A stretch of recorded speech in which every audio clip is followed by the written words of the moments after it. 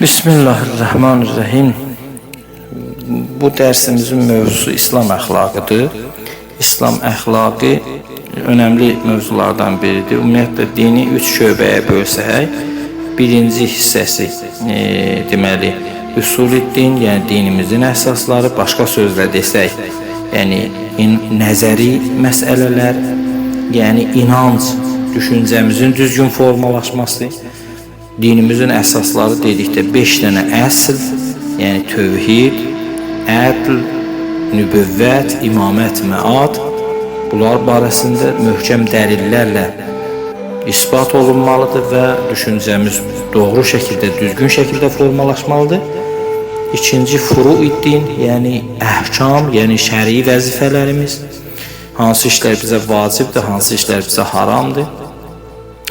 Və həmçinin üçüncü hissə isə əxlaq, yəni davranışımızla əlaqəli olan məsələlər. Yəni, necə davranaq, ətrafımızdakilərlə necə davranaq, ailəmizlə necə davranaq, bizim şəxsi, fərdi rəftarlarımız, ictimai rəftarlarımız, bunlar hamısı əxlaq elmində bəhs olunur.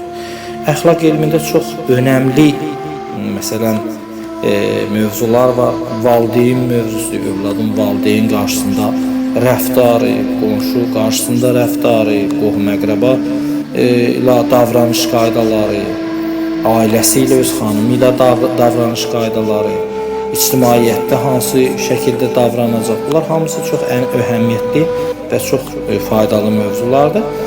Əxlaq elminə başlamaq üçün biz ilk öncə İslamda elmin və alimin fəziləti barəsində bir neçə məqamı diqqətinizə çatdıraq. Deməli, elm o qədər faydalı və əhəmiyyətli bir şeydir ki, Qur'an-ı Kərimin ilk ayəsi elə məhz buna işarə edir.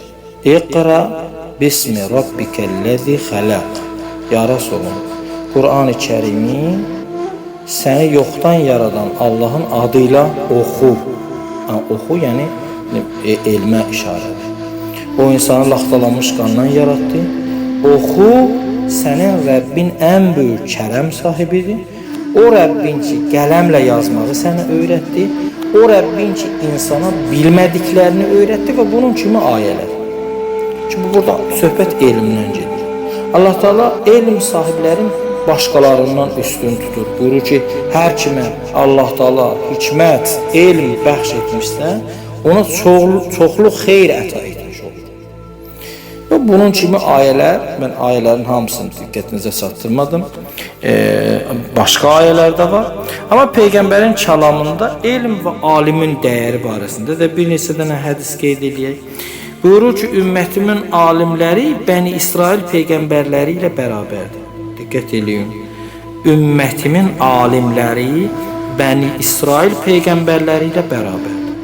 Və yaxud da başqa hədisdə buyurur ki, alimlər peyğəmbərlərin varisidir. Göylərdə və yerdə olanların hamısı alimlərin bağışlanmağını istəyir. Qiyamət günü alimlərin mürəkkəbi şəhidlərin qanı ilə ölçülər. Görün, elm nə qədər fəzilətdir. Və bunun kimi hədislər vardır və onların hamısını qeyd eləmək mövzumuzu biraz uzadar.